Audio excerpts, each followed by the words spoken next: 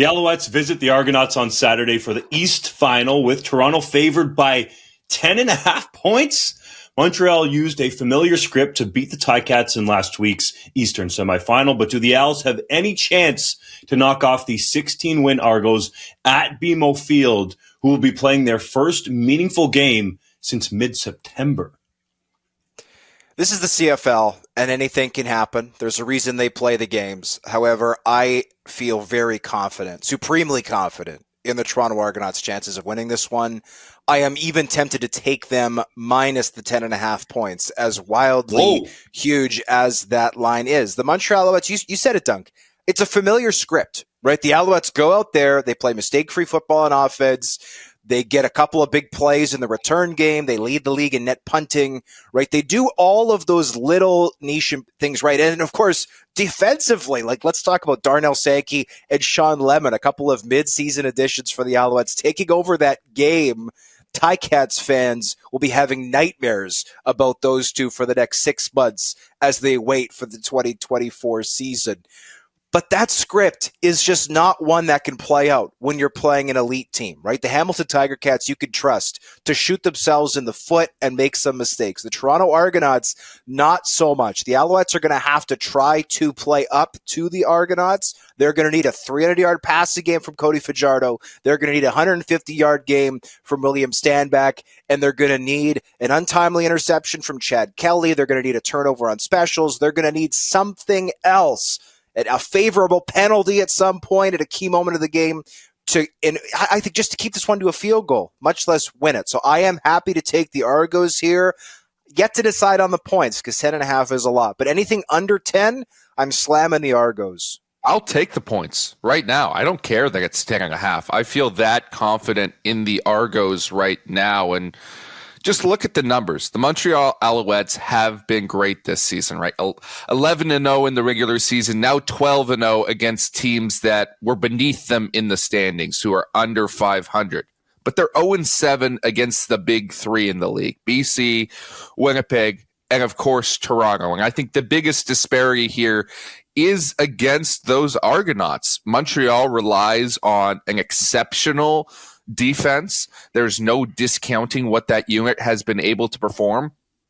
But Toronto's a different animal, and Chad Kelly is a different animal, and AJ Lett is a different animal, and it's going to be tough to stop them down, especially when you have a fairly conservative offense that doesn't exactly wow you with its level of talent, and it's coming up against a defense that is arguably just as good as your defense and slightly more opportunistic in my mind in their ability to create turnovers in the Argonauts. So this is not a good matchup in any way for Montreal. I think Toronto is going to put up more points against that defense than most other teams would be capable of. And I just don't see a way that Cody Fajardo-led offense is going to be able to get one past the Argos.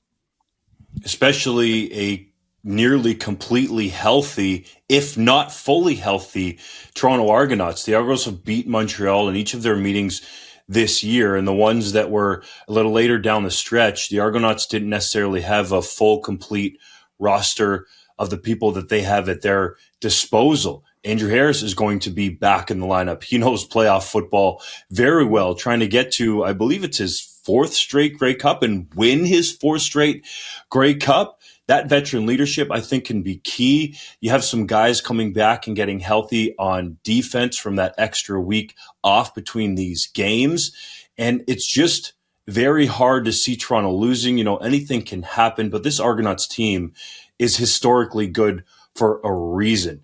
They have great starters across the board, but they have the best depth in the CFL, I would argue, almost at any position group that you look at, including quarterback with Cam Duke. So I really like what the Argos have cooking here at home. There's been hype around this game more than the normal levels, I will say, in the GTA. I think they can get up over 25,000 fans for this game. The Trues are going to play before kickoff and at halftime of this game. That's a great get from MLSE to try to have even more bums in seats. And the weather, all in all, should be pretty good. It seems like it could be double-digit temperatures there. And as long as it doesn't rain, people don't have an excuse to not get out to this football game. So all these things are lining up for Toronto, and I think that's why they're such heavy favorites. That is a massive line for the playoffs, though, for the uninitiated. But I think that you guys are warranted in saying, especially Hodge, that if it's less than 10, you probably got to take the Argos. Well, and you mentioned the weather, Dunk. You mentioned the home field advantage, which is actually, I think, going to be a home field advantage for the Argos in this one. But also the week off, right? Like this coaching staff has been sensational all season. Obviously, there's a ton of talent to work with in Toronto. I do also agree that they are the deepest team in the CFL. But you don't have a great team without great coaching. And the fact that these guys have had an extra week to sit back and watch everything that the Montreal Alouettes do well, everything that they've used this season to be successful when they have been successful. And they've had all that time to sit back and figure out, okay, how do we pick that apart? How do we take advantage of that? I would say the BC Lions did the same exact thing during their bye in the final week of the regular season ahead of the West semifinal against Calgary. And we're going to talk about that game in a little bit. But to me, that was the tale of two games, right? 2 weeks ago at the end of the regular season, Calgary comes into Vancouver, shocks the Lions, and then all of a sudden at the West Semi, the Lions completely flipped the script and said, hey, everything that you do well and that makes you feel confident and good about yourselves, we're going to pick it apart. We're going to make you feel like JC at hot yoga. We're going to take away everything that makes you feel confident, everything that makes you successful, and we're going to take it away, make you beat us other ways. And the Stampeders, despite a good start from Jake Bayer on that initial drive, hitting Mark and Michelle for a touchdown, by and large, they didn't look very good. So to me, if there was ever a tie-breaking factor at play here, aside from the rest, because we know the Argos, of course, have had their players rested, but it's getting that coaching staff an extra week, an extra opportunity to do a deep dive on the film and to put the perfect game plan together, which I do think that coaching group is capable of doing. So I love the Argos for that reason. And again, is it possible the Alouettes win this one, go to the Grey Cup? Yes. But it's an awfully small chance, especially by CFL standards. I think that coaching staff and Ryan Dinwiddie deserve a whole lot of credit because there's going to be people that make a big deal about the fact that this is the Argos' first meaningful game since mid-September. I mean, we included it in our prompt. It's an incredible statistic that they were able to clinch first place as early as they did.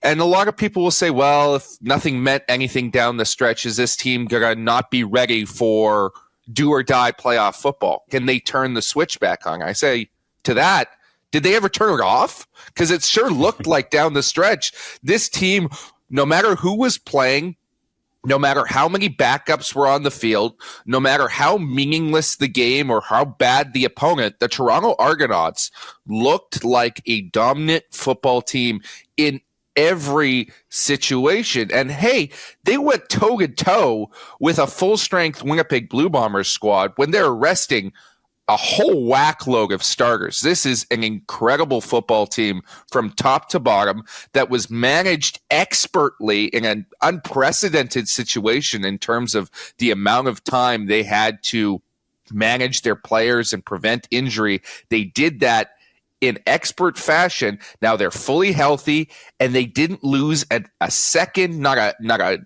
don't know what the unit of energy is for this, but they didn't lose any momentum throughout the entire end of that season, and they're going into the playoffs full strength in health and full strength in terms of their ability to perform a football game. You know, Cody Fajardo was very vocal going into that game against Hamilton last week, saying it's too late to buy stock in this team and we'll prove y'all wrong when we're holding the Grey Cup over our heads. I want to hear some of that kind of confidence before he goes in to play the Toronto Argonauts, because it's much different playing a team that you know you've beaten a couple of times in the regular season, 3 times to be exact, and then turn around and have to face one of the best teams arguably in CFL history. So if Fajardo is exuding that kind of confidence, then that gives me a little bit more of a thought that perhaps Montreal could pull this upset. But I think a lot of this game actually rides on the shoulders of Fajardo. He was very mediocre during the regular season. 14 touchdowns, 12 picks. Wasn't asked to do a whole heck of a lot, admittedly, because they relied on their run game and that opportunistic defense. But Fajardo was going to have to make some throws, especially down the field in this game for Montreal to even have a shot. Well, it's one thing to make plays against what was a very inexperienced Hamilton Tiger Cats secondary.